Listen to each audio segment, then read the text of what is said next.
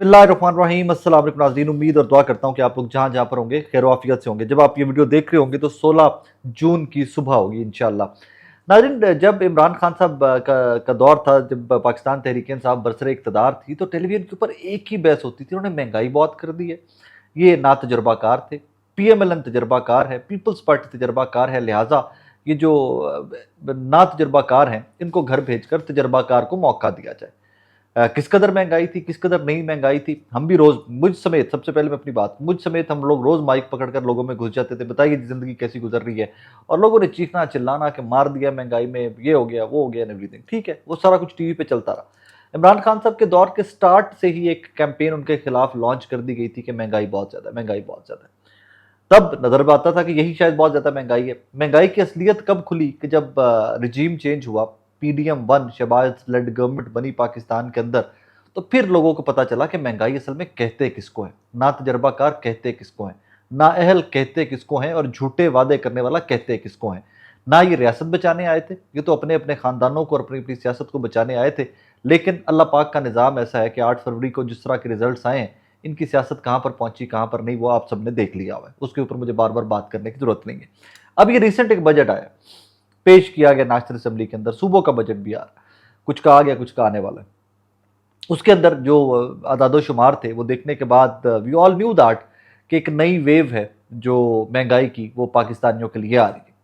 हमें ये नहीं पता था कि अभी बजट पास भी नहीं हुआ और वो नई वेव या नए बॉम्ब हमारे सर के ऊपर मारना स्टार्ट कर दिए जाएंगे। एक ऐसा ही बॉम्ब आज रात जो गुजरी है 15 और 16 के दरमियानी रात, उसमें हुकूमत वक्त ने एक महंगाई का बॉम्ब आपकर मेरे सर पे मार दिया। और वो इस तरह का महंगाई का बॉम्ब है कि जो इन डेज टू कम आपकी हर चीज़, आपके और मेरे मुल्क के अंदर रहने वाले लोगों के हर जो डे टू डे यूज़ की चीज़ें हैं, खाना पीना एवरीथिंग, हर चीज़ जो है उससे कई गुना ज़्यादा महंगी हो जाएगी। आज हुकूमत वक्त ने, जनाबे वाला शहबाज लेड गवर्नमेंट ने, हाई स्पीड डीजल की कीमत 254 रुपये 64 पैसे से बढ़ाकर 262.59, सात तकरीबन 8 रुपये, 7 रुपये 95 पैसे तक हाई स्पीड डीजल महंगा कर दिया है। और पेट्रोल जो है 253.63 पैसे से 258.43 पैसे, मतलब 4 रुपये 80 पैसे, तकरीबन 5 रुपये प्लस माइनस, अगर राउंड फिगर दें तो 5 रुपये महंगा कर दिया है। और ये 15 जून को नोटिफिकेशन किया गया है। अब इसमें बज़ाहिर आपको लगता होगा कि सिर्फ पेट्रोल महंगा हुआ, डीजल महंगा हुआ, नहीं।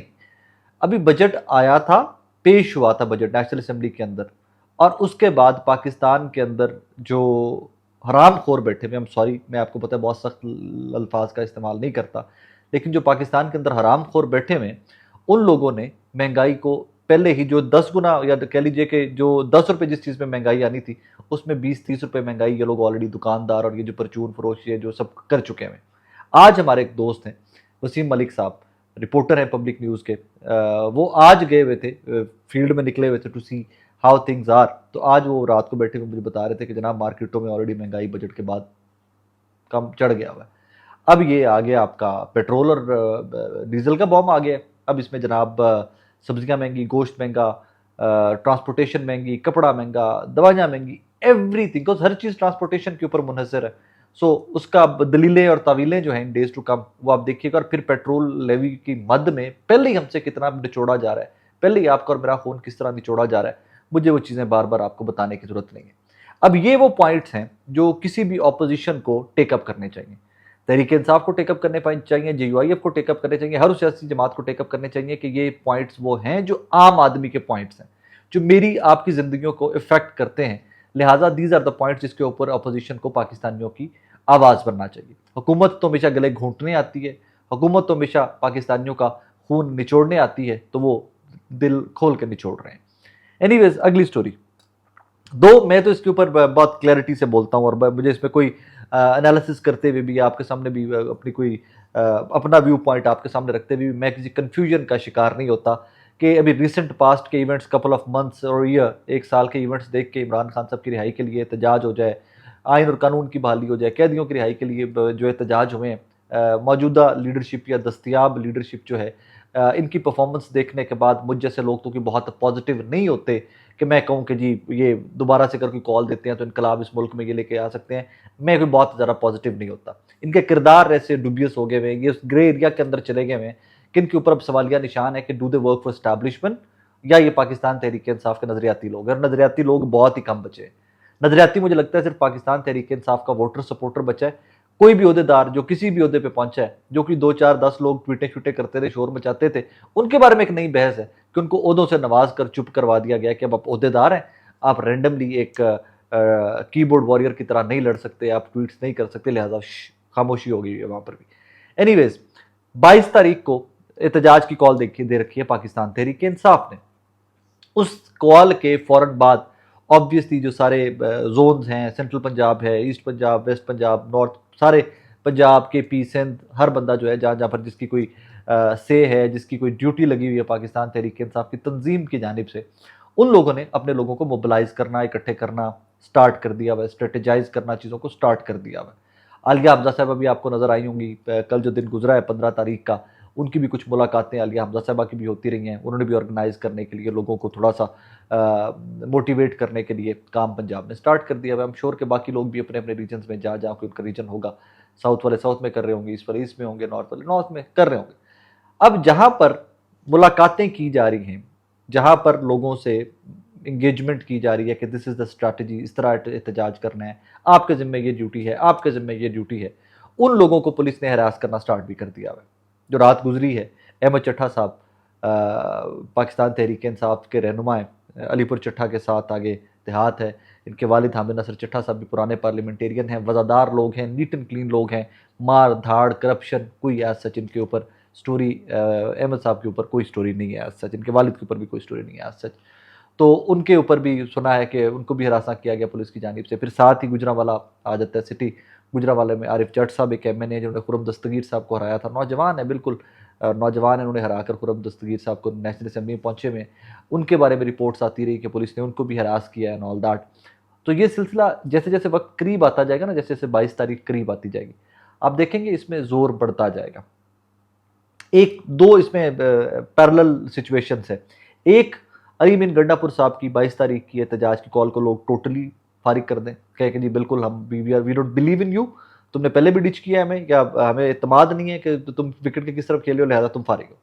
दूसरा ये हो सकता है कि एक एहतजाज की कॉल दे दी हुकूमत वक्त जो खैबर पख्तूनख्वा उनकी जानिब से, अली मीन गंडापुर साहब की जानिब से एहतजाज की कॉल दे दी गई, उसको लोग ओन कर लें। ओन ऐसे कर लें कि एंड ऑफ द डे एहतजाज तो इमरान खान के लिए है ना, कॉल कोई भी देता है, इसमें क्या मैटर करता है। अली अमीन देते हैं, जुनैद अकबर देते हैं, आलिया हमजा देती हैं, यास्मीन राशिद साहब जेल से बैठी देती हैं, शाह महमूद कुरैशी साहब जेल से बैठे हुए देते हैं, doesn't matter. What matters is कि कॉल है क्या, मकसद क्या है, तो मकसद तो इमरान खान साहब की रिहाई है। सो इसमें यह भी पॉसिबिलिटी है कि लोग इसको ओन भी कर लें। तो अगर ओन कर लेते हैं, और बेशक कि बहुत गर्मी है, बहुत हब्स है, अजीबो गरीब सा पूरे मुल्क के अंदर मौसम बना हुआ है, बस अल्लाह पाक हम पे रहम करे, कि मुझे लगता है गुनाह साढ़े बहुत ही वध गए पाकिस्तानियों ने, जो अल्लाह को सूरज इतना नज़दीक हमारे आया हुआ है, सो वो रहम करने वाला है। एनीवे, दो सिचुएशन मैंने आपके सामने रख दी। अब इस सिचुएशन के अंदर ये जो चोर और पुलिस और ये जो चूहा और बिल्ली वाला खेल है ना, ये बहुत ज़्यादा बढ़ता जाएगा इन डेज टू कम।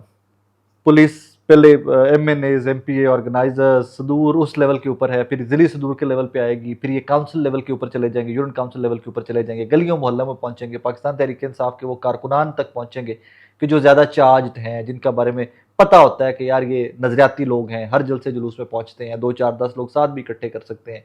सो ये उनके तक भी पुलिस पहुंचेगी इन डेज टू कम। अभी तक की सिचुएशन ये है कि 15 तारीख को पाकिस्तान तहरीक इंसाफ ने ऑर्गेनाइज करना स्टार्ट कर दिया वह अपने आप को, वो प्लान कर रहे हैं, मीटिंग्स करना स्टार्ट कर दिया वह उन्होंने। कराची में फ़हीम खान साहब वगैरह ने एक बड़ी रैली निकाली, अच्छा उन्होंने पुटअप किया शो। ऑब्वियसली वो भी मोबिलाइज करेंगे लोगों को, कि कराची के अंदर भी माजी में भी हमने देखा है कि कराची जब जब एहतजाज की कॉल आई है तो कराची ने बहुत अच्छा परफॉर्म किया हुआ है। पाकिस्तान शायद उसमें कंपैरिजन में, मैं पहले भी एक चीज़ एक दिन पहले भी इसका जिक्र कर चुका हूँ कि पीपल्स पार्टी की गवर्नमेंट उस कदर ग्रिप नहीं करती जिस कदर के पंजाब में PMLN की गवर्नमेंट ग्रिप करती है। इनको तो ये लगता है कि जिस दिन एहतजाज बड़ा हो गया है, जिस दिन पाकिस्तान तहरीक इंसाफ को इजाजत दे दी, ये मर खप जाएंगे, इनकी गवर्नमेंट मर खप जाएगी, उस दिन खत्म हो जाएगी इनकी गवर्नमेंट। सो इनको तो ये लगता है PMLN की और बाकी जो इनके कोलिशन पार्टनर्स हैं, इनको तो ये लगता है कि जिस दिन हमारी एहतजाज की बड़ी कॉल दे दी, आर गवर्नमेंट विल डाई, हम खत्म, कहानी खत्म हो जाएगी उस दिन।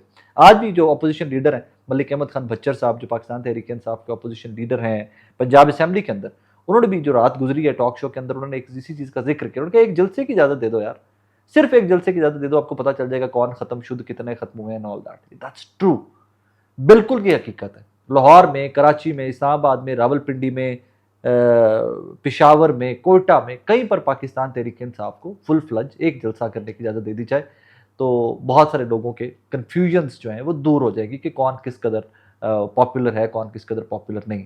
लेकिन अब तो बरमला आपको और मुझे बताया जाता है कि इस मुल्क में ताकत का राज है। ताकत का राज जब आता है तो फिर वहाँ पर मकबूलियत क्या, कबूलियत क्या, फिर ताकत ही है, फिर डंडे ही है जेड़े पासे भी चल जाए, कभी इधर चल जाए तो कभी इधर चल जाए।